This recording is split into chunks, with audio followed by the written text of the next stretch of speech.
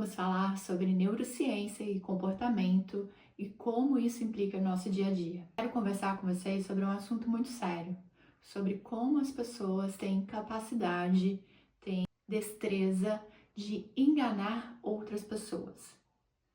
Por que será que isso acontece?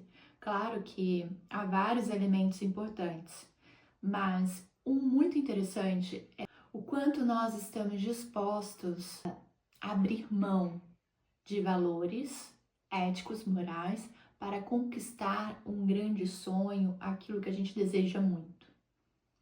É isso mesmo. Às vezes a gente abre mão esperando que isso não vá interferir muito no nosso dia a dia. Ou às vezes a gente não tem nem essa destreza, essa capacidade de elencar os elementos envolvidos e pensar na complexidade de cada um deles. Por quê? Os nossos valores muitas das vezes não estão claros para a gente. Por isso que mais uma vez eu pauto aqui, é importante a gente exercer o autoconhecimento. É muito importante compreender o que nós estamos fazendo neste mundo. Quais os valores que a gente tem, que a gente não vai abrir mão. E o que a gente pode conciliar com as outras pessoas, com o mundo do trabalho, com o mundo que a gente está em casa, né?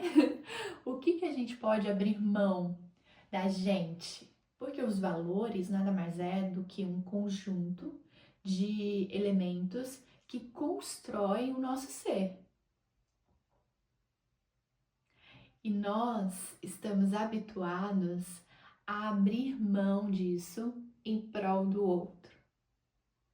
Eu sou a Sueli Bittencourt. Hoje nós vamos falar sobre a importância de manter claros nossos valores em prol dos nossos sonhos. Eu quero trazer aqui para vocês uma situação que aconteceu em Joinville sobre uma família que acolheu uma criança de 12 anos, pensando que essa criança teria 12 anos. Claro que a gente tem vários aspectos para se pensar, né? Porque provavelmente esse acolhimento foi um acolhimento de adoção brasileira. O que a gente chama assim? É o acolhimento de crianças e adolescentes que não passam pelo sistema sócio-jurídico e aí você não tem a adoção pelo fluxo normal, onde todas as famílias são estudadas, são verificadas se elas estão capazes de receber, de adotar uma criança ou um adolescente. Isso tem muito claro pra gente a partir da década de 90, que é a construção do ECA.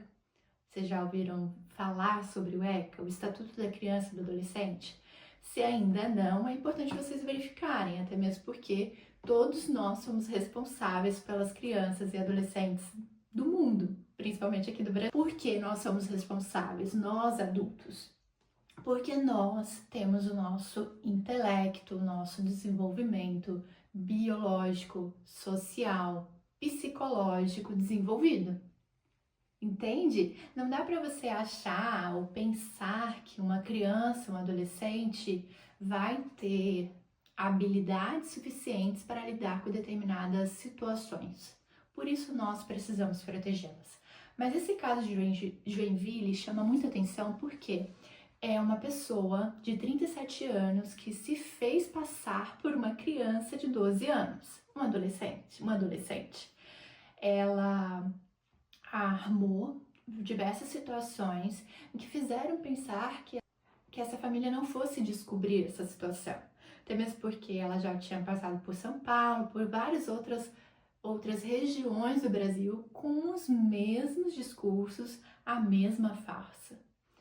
E eu fiquei me perguntando assim, se ela fez isso antes de ver o filme ou depois que ela viu o filme. Não sei se vocês já viram A Família Perfeita. É um filme que conta a história de uma família que uma mulher queria muito engravidar, ela não conseguiu, e ela trabalhava com diversos grupos de adoção, e ela acabou adotando uma criança, que ela pensava que era uma criança, que sofria de nanismo, e por isso ela era uma criança diferente das demais, né? É muito difícil pautar isso, né? Mas assim, eu não sei como é que é o sistema lá, eu só sei que daí no filme conta essa história. E aí eu não vou dar mais spoilers, porque eu acredito que seja muito importante vocês verem para tirar suas próprias reflexões, né? E talvez trazer aqui para nossa comunidade para a gente estar conversando melhor sobre isso. E aí é interessante porque quando a gente deseja muito algo e a gente passa por diversas frustrações, às vezes surge ali um momento, uma situação da gente poder conquistar isso que a gente tanto almeja, e aí a gente como se vendasse os nossos olhos de crítica, né, de perguntas, e a gente visse a realidade somente da forma como a gente quisesse ver.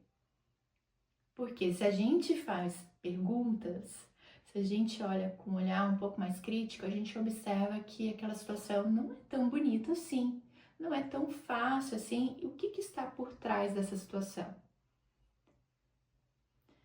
Isso porque implica diretamente nos nossos modo operantes de ação-reação.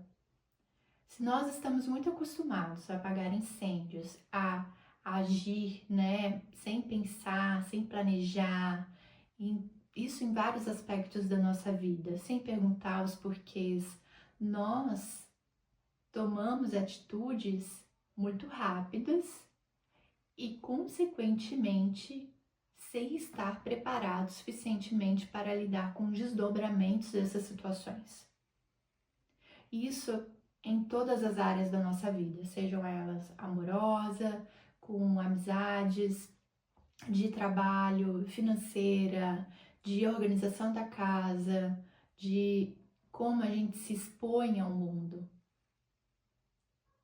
Isso porque nós, às vezes, somos tomados por esses anseios, por esses sonhos que, né, que a gente acredita que deveríamos ter, quando na verdade a gente precisa repensar os valores que os movem.